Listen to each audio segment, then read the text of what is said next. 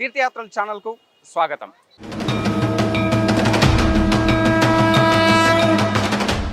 తీర్థయాత్రల ఛానల్లో భాగంగా ఈరోజు మనం స్వర్ణగిరి శ్రీ వెంకటేశ్వర స్వామివారి ఆలయం వద్ద ఉన్నాం. ఇక్కడ స్వర్ణగిరి వెంకటేశ్వర స్వామివారు కొలువై భక్తుల చేత నిత్య పూజలు అందుకుంటున్నాడు. ఇక్కడి స్వర్ణగిరి శ్రీ వెంకటేశ్వర స్వామివారి ఆలయంలో విశిష్టమైన ఎన్నో వింత విశేషాలు అన్నీ ఉన్నాయి. ఇప్పుడు వాటిని మనం తెలుసుకుందాం. ఈ ఆలయంలో ఉన్న ఉపాలయాలు, వివిధ సేవా కార్యక్రమాలు, అలాగే ఆ స్వామివారికి జరిగే నిత్య కైంకర్యాల గురించి, వివిధ దేవతామూర్తుల గురించి ఇప్పుడు మనం తీర్థయాత్రల ఛానల్లో వీక్షిద్దాం.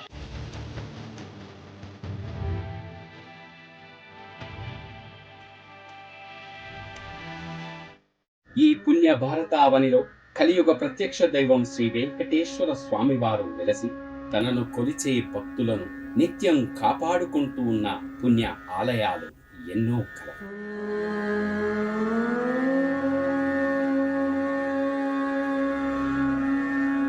తెలంగాణ రాష్ట్రంలోని అతిపెద్ద దేవాలయంగా అఖిలాండ కోటి బ్రహ్మాండ నాయకుడి కలియుగ ప్రత్యక్ష దైవం శ్రీ వెంకటేశ్వర స్వామి నూతన దేవాలయం తెలంగాణ రాష్ట్రం యాదాద్రి భువనగిరి జిల్లా భువనగిరి సమీపంలో నిర్మితమై శ్రీ వెంకటేశ్వర స్వామిగా కొలువుదీరి భక్తులను అనుగ్రహిస్తున్న గొప్ప దేవాలయం స్వర్ణగిరి శ్రీ వెంకటేశ్వర స్వామివారి ఆలయం.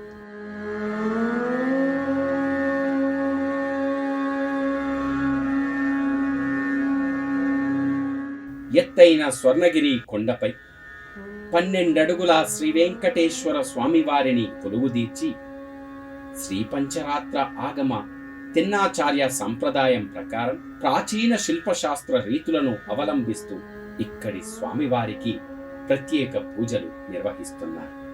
శ్రీహరితో పాటుగా శ్రీ పద్మావతీదేవి, శ్రీ గోదాదేవి, మదన గోపాలకృష్ణ స్వామి, గరుడ ఆల్వార్, రామానుజాచార్య ఉపాలయాలుగా నిర్మితమై భక్తులకు దర్శన భాగ్యమిస్తున్నాయి.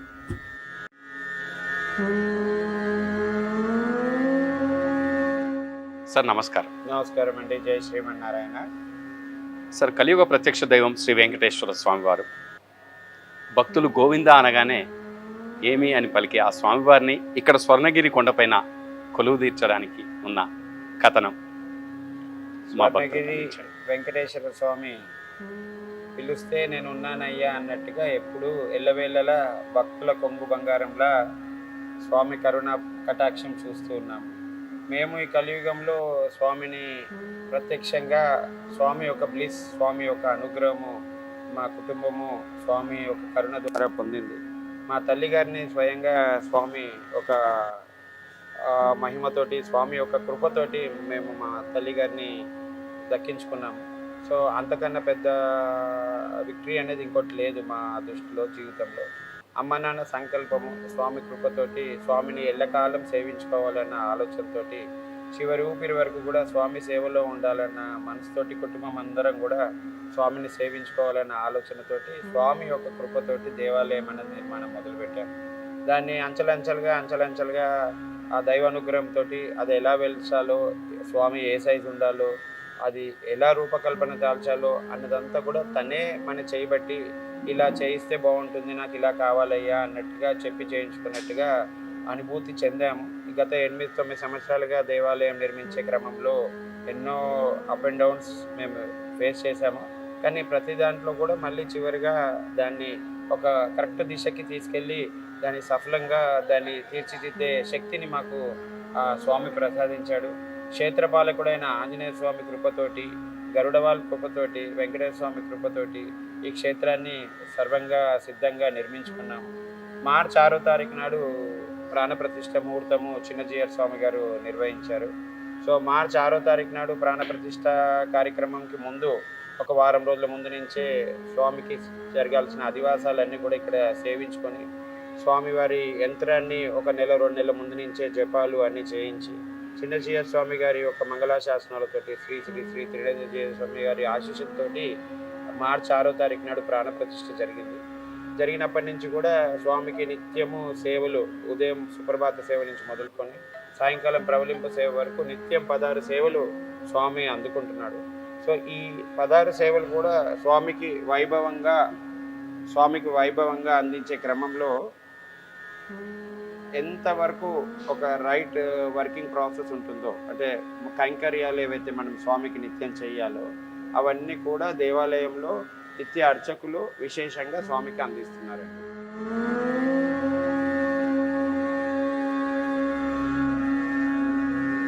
పల్లవ చోళ చాళుక్య హొయల విజయనగర నాయక శిల్పరీతులతో నిర్మితమై ఈ ఆలయాన్ని ప్రపంచ ప్రసిద్ధ స్థపతి శ్రీమాన్ డిఎన్వి ప్రసాద్ స్థపతి తన అసమాన ప్రతిభతో రూపకల్పన చేశారు.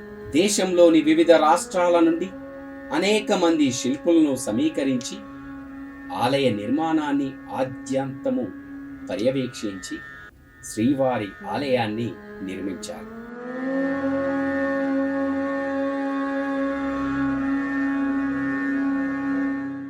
స్వర్ణగిరి క్షేత్రానికి ప్రధాన ద్వారంగా స్వాగత తోరణం నిర్మితమై ఉంది.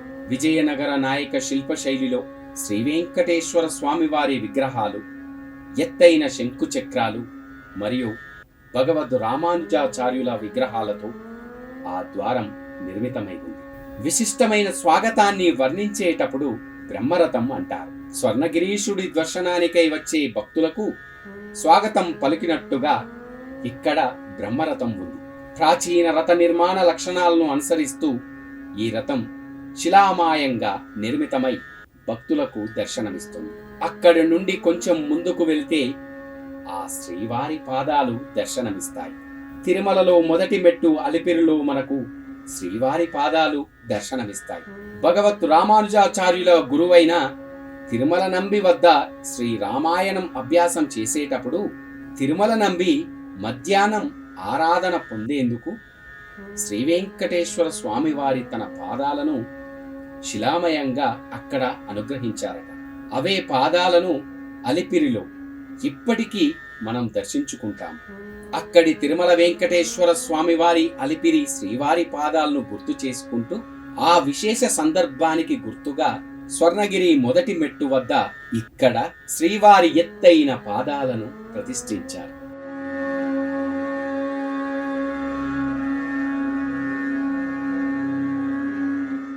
ప్రియ భగవద్బంధువులారా, మన యాదాద్రి జిల్లాలో భువనగిరి పట్టణముకు అతి సమీపంలో మార్చి 6వ తారీఖు నాడు ఉభయ వేదాంత ప్రవర్తకాచార్యులు పరమహంస పరివ్రాజకాచార్యులైనటువంటి జగదాచార్యులు శ్రీ శ్రీ శ్రీ త్రిదండి చిరశ్రీమన్నారాయణ రామానుజ జీయర స్వామి వారి యొక్క చేతుల మీద గుండా స్వర్ణగిరి శ్రీ వెంకటేశ్వర స్వామి పద్మావతి గోదాదేవి సమేత స్వర్ణగిరి శ్రీ వెంకటేశ్వర స్వామి ప్రాణ ప్రతిష్ఠా మహోత్సవం మనం అత్యంత వైభవపేతంగా చేసుకున్నాము. 2016 నవంబర్ 16 కార్తీక శుక్ల ఏకాదశి నాడు దేవాలయాన్ని శంకుస్థాపన చేసుకొని 108 దివ్య దేశాల నుండి తెచ్చినటువంటి తీర్థాన్ని, అట్లాగే 108 దివ్య దేశాల నుంచి తెచ్చిన సాలగ్రామాలు, 108 దివ్య దేశాల నుంచి తెచ్చిన మృత్తికను మట్టిని స్వామివారి క్షేత్రం కింద పెట్టి ఆ దేవాలయం నిర్మాణం చేశాం. అత్యంత వైభవపేతంగా స్వర్ణగిరి క్షేత్ర నివాసుడు ఆ శ్రీనివాసుడు ఇక్కడ వెలుగొంది భగవద్భక్తులందరినీ కూడా ఎల్లవేళలా చల్లగా కాపాడుతున్నారు. అన్నమాచార్యులు వారు చెప్పినట్టుగా షోడశ కళానిధికి షోడశ ఉపచార సేవలు, 16 కళలు ఉన్న స్వామికి 16 సేవలు అన్నట్టుగా మన స్వర్ణగిరి క్షేత్రంలో 16 అడుగుల మూర్తికి రోజు 16 రకాల ఉపచార సేవలు. ఉదయాన్నే స్వామివారికి సుప్రభాతము, గోపృష్ఠ దర్శనం, సేవాకాలం నిత్యారాధన, సహస్రనామార్చన, సువర్ణ పుష్పార్చన, అష్టదళ పాదరత్నార్చన, తోమాల సేవ, అట్లాగే తిరుప్పావడ సేవ, నిత్య కళ్యాణ మహోత్సవం, ప్రతిరోజు సాయంకాలం తిరువీధి ఉత్సవం, సహస్ర దీపాలంకరణ సేవ, ముంజల ఏకాంత సేవ, ప్రతి పౌర్ణమికి గరుడ సేవ, అట్లాగే ప్రతి ఏకాదశికి స్వామివారి మూలమూర్తికి అత్యంత వైభవపేతంగా మహాక్షీరాభిషేకం, తిరునక్షత్రాలకు ఆయా ఉపాదేవతలందరికీ కూడా అభిషేకాది కార్యక్రమాలు మనం చేసుకుంటూ ఉన్నాము.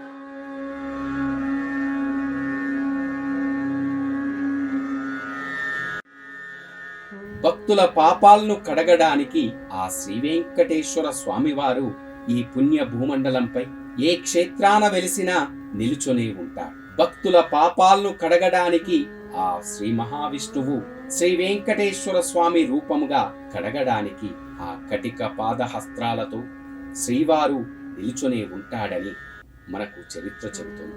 అటు పక్కగా శ్రీ రామానుజాచార్య స్వామివారి శిలామయ విగ్రహం ఒక శిల్ప శోభిత మండపంలో ప్రతిష్టమై అగుపిస్తుంది. శిలామయ తోరణాలు గోచరిస్తాయి. వాటిపైన బ్రహ్మ శివుడు సతీ సమేతంగా శ్రీ వెంకటేశ్వర స్వామివారిని దర్శిస్తూ ఉంటారు. ఆ ముందు మనకు మెట్ల ద్వారం కనిపిస్తుంది. ఈ మార్గంలో మనకు దశావతార విగ్రహాలు వరుసగా దర్శనమిస్తాయి. ఎదురుగా మనకు 54 అడుగుల ఎత్తైన ఏకశిలా స్తంభం కనిపిస్తుంది. పూర్వం మహారాజులు తమ విజయాలకు ప్రతీకగా శిలాస్తంభాలు ఆలయాల వద్ద స్థాపించేవారు. వాటికి విజయస్తంభం లేదా కీర్తి స్తంభాలు అని పేరు కలవు. ఈ ఆధునిక కాలంలో భగవంతుని సేవ కంటే గొప్ప విజయమేముంటుందని ఈ ఆలయ నిర్మాణం ద్వారా శ్రీవారిని సేవించుకునే మహద్భాగ్యాన్ని తాము పొందడమే గాక ఈ ఆలయాన్ని లోకార్పణం గావింపడానికి భక్తులకు ఆ శ్రీవారిని సేవించుకునే భాగ్యాన్ని కల్పించిన మానపల్లి కుటుంబ భక్తికి, దాతృత్వానికి, ఔదర్యానికి ప్రతీకగా దీనికి మానపల్లి విజయస్తంభము అనే నామకరణంతో ఈ విజయస్తంభాన్ని ఇక్కడ ప్రతిష్ఠించారు.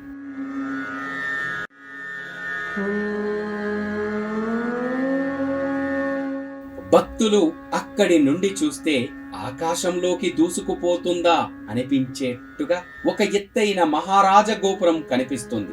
శ్రీవైకుంఠానికి 4 వైపులా 4 ద్వారాలు ఉంటాయి. శ్రీవారు కొలువై ఉండే ఈ దివ్య భవాయ ఆలయానికి కూడా ఒక పొడవైన ప్రాకారం, దానికి 4 వైపులా 4 రాజగోపురాలు నిర్మితమై కనువిందు చేస్తున్నాయి. గో అంటే రక్షించునది అని పేరు, పురమును రక్షించునది అని అర్థము. పిడుగుపాట్ల నుండి గోపురమును రక్షించునది కనుక గోపురము అని పేరు. గో అంటే ఆవు, వేదములు దేవతలు అని అర్థం. సకల వేద స్వరూపము దేవతా నిలయం. ఈ గోపురాలకు నమస్కరించి ఆలయ ప్రవేశం చేస్తారు భక్తులు. పూర్వం ఆలయాలలో మహారాజుల పేర్లతో విగ్రహాలతో ఉన్న రాజగోపురాలను మనం చూడవచ్చు. శ్రీశైలంలో శివాజీ గోపురం, శ్రీకృష్ణదేవరాయ గోపురం మొదలైనవి. ఇవన్నీ ఒక చారిత్రక సందర్భాన్ని ముందు తరాల వాళ్ళు జ్ఞప్తికి తెచ్చుకునేలా ఏర్పడ్డాయి.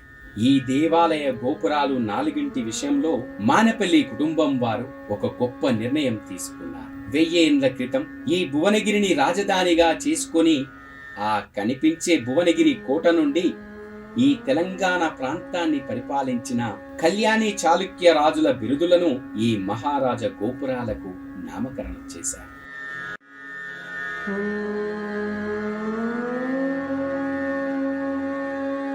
భువనగిరి సుందరతర ప్రకృతిక అందచందాల నడుమ బహు సుందరముగా రూపుదిద్దుకున్న స్వర్ణగిరి శ్రీ వెంకటేశ్వర స్వామివారి దేవస్థాన సముదాయం భువనగిరి చరిత్రలో మరొక మణిపూస. దేవలోకాన్ని తలపించే ఈ ఆలయ సముదాయం భక్తులకు మరువలేని ఆనందానుభూతులను ఇస్తుంది. ఆకాశ హర్మాలుగా వెలుగొందుతున్న ఈ 4 రాజగోపురాలు వైకుంఠ లోకాన్ని తలపిస్తాయి. తెలంగాణ గత వైభవాన్ని, ప్రభావాలను ప్రసరింపజేస్తాయి. అందుకే ఈ గోపురాలకు భువనైకమల్ల, త్రైలోక్యమల్ల, త్రిభువనమల్ల, రాయ గజకేసరి అనే పేర్లతో నామకరణం గావింపబడ్డాయి. ఈ ప్రధాన తూర్పు రాజగోపురానికి త్రైలోక్యమల్ల రాజగోపురంగా, దక్షిణ రాజగోపురానికి త్రిభువనమల్ల రాజగోపురముగా, పశ్చిమ రాజగోపురానికి భువనైకమల్ల రాజగోపురముగా, ఉత్తర రాజగోపురానికి కాకతీయుల రాజుల బిరుదుతో రాయగజకేసరి రాజగోపురంగా నామకరణం చేశారు. తూర్పు వైపున ఉన్న ఈ ప్రధాన రాజగోపురాన్ని దర్శించుకొని సకల దేవతలకు నెలవైనట్టుగా అనేక దేవతల విగ్రహాలతో అలరాడుతోంది. గోపురం పైన క్షీరసాగర మదనం, శ్రీనివాస కళ్యాణము, శ్రీరంగనాథుని విగ్రహాలతో 75 అడుగుల ఎత్తులో 5 అంతస్తులుగా 2 స్తంభాలతోని గోపుర మండపంతో చోళ మధుర నాయకుల శిల్పకళా రీతులతో నిర్మితమై ఈ భువనైక మల్ల గోపురాన్ని దర్శిస్తూ ముందుకు సాగుతారు. 61 అడుగుల ఎత్తైన ధ్వజస్తంభం, బలిపీఠం కనిపిస్తాయి. విశేష ఉత్సవాల సమయంలో సర్వదేవతలకు ఆహ్వానం పలికేందుకై ఈ ధ్వజస్తంభం మీద గరుడ పటాన్ని ఎగురవేస్తారు. ఆ ముందుకు చూస్తే శ్రీ గరుడాల్వార్ ఆలయం విభిన్న రకాలైన గరుడ విగ్రహాలతో కూడి అందులో నిరంతరం భగవంతుని సేవిస్తున్న శ్రీహరిన్ వాహనమైన శ్రీ గరుడాల్వార్ కొలువై ఉంటారు. మదన గోపాలకృష్ణ స్వామి సన్నిధి 10 చేతులతో భక్తులను అనుగ్రహించే ప్రత్యేకమైన మదన గోపాలకృష్ణ స్వామి ఎక్కడ కొలువుదీరి లేడు. బహుశా ఇలాంటి కృష్ణ ఆలయం ఇంకెక్కడా లేదు. చరిత్రలో కూడా ఇదే మొదటిది. ఆ మదన గోపాలకృష్ణ స్వామిని దర్శించుకున్న భక్తులు భక్తితో ఆ శ్రీకృష్ణ స్వామిని తలుచుకొని తమ కోరికలను నెరవేర్చుమని భక్తితో వేడుకుంటారు. శ్రీ పద్మావతి అమ్మవారి సన్నిధి. శ్రీహరి అంతరంగా మంగతాయార్ శ్రీ పద్మావతి అమ్మవారు ఆ జగన్మాతను దర్శించుకొని ముందుకు సాగితే శ్రీహరి సన్నిధికి ఇరువైపులా గంభీరమైన జయ విజయ ద్వారపాలకులు తమ సూచిహస్తాలతో కామక్రోధ మదమత్సర్యాలన్నింటినీ ఇక్కడే వదిలేసి కేవలం భక్తి భావన, దాసి భావనలతో శ్రీహరి సన్నిధిలోకి ప్రవేశింపమని హెచ్చరిస్తూ ఉంటారు. ఆ ద్వారపాలకుల అనుమతి తీసుకుని ముందుకు ప్రవేశిస్తే ఏకాంత మందిరం అంతరాలంలోనికి చేరుతాం. ఆ భగవంతునికి ఏకాంత సేవ జరిగే చోటు కనుక ఏకాంత మందిరము అని పేరు. ఇంకో విధంగా కూడా చెప్పుకోవచ్చు. భగవంతుణ్ణి పూజించే వాళ్ళని, భక్తులను ఎలాంటి కోరికలకైనా కేవలం విష్ణుదేవుణ్ణే ఆరాధించే వారిని వైష్ణవులని, కేవలం భగవంతుణ్ణి మాత్రమే కోరుకొని వారిని వైష్ణవులని, వేరే ఏమి వద్దు, నీవే కావాలి, నీతోనే ఉండిపోవాలి అని మనస వాచ కర్మన ప్రవర్తించే వారిని ప్రపన్నులని, ఆ ప్రపన్నులతో మరో మెట్టు ఎక్కువ భావనతో ఉండేవారిని ఏకాంతులని, పరమేకాంతులని పిలుస్తారు. అలాంటి ఏకాంతులు భగవంతుణ్ణి సేవించుకునే ప్రదేశము కనుక దీనికి ఏకాంత మందిరం అనే పేరు వచ్చింది.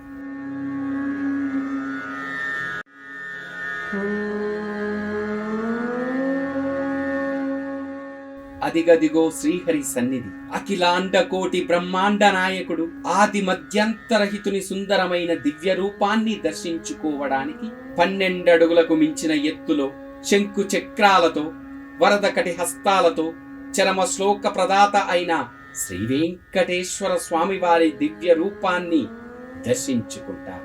ఈ రూపము వేదాంతవేత్తలెల్లా వెదికేటి రూపము, ఆది అంతము లేని ఆ బృహత్ రూపము. ఆ రూపాన్ని ఒక్కసారి దర్శించడమే మహద్భాగ్యము కదా. ఆ స్వామిని నిరంతరము దర్శించుకునేటట్టుగా ఆ గర్భాలయం గడపగా నన్ను అనుగ్రహించు అని శ్రీ కులశేఖర అల్వార్ తిరుమల శ్రీవారిని కోరినందుకు గాను అక్కడి గర్భాలయ గడపకి కులశేఖరపడి అని పిలుస్తారు. అదే విధంగా శ్రీ మానేపల్లి రామారావు శ్రీమతి విజయలక్ష్మి పుణ్య దంపతులు నిరంతరమైన నీ దర్శనాన్ని ప్రసాదించమని వేడుకొని ఈ స్వర్ణగిరిలో శ్రీవారిని ఆచార్యుల ద్వారా ఆహ్వానించుకున్నారు. ఆ గర్భాలయ గడపకి విజయరామప్పడి అనే నామకరణం గావింపబడింది. అక్కడి నుండి బయటకు వస్తే శ్రీ ఆండాల్ గోదాదేవి అమ్మవారి సన్నిధి కనిపిస్తుంది. శ్రీ గోదాదేవి అమ్మవారిని దర్శించి ఆ ప్రక్కనే శ్రీ వెంకటేశ్వర స్వామి గురువైన భగవద్ రామానుజాచార్య సన్నిధి దర్శించుకుంటారు. ఆ సన్నిధిలో శ్రీ సమ్మల్వార్, శ్రీ మనవాల మహాముని పనిద్దరు అల్వార్లు కొలువుదీరి ఉంటారు.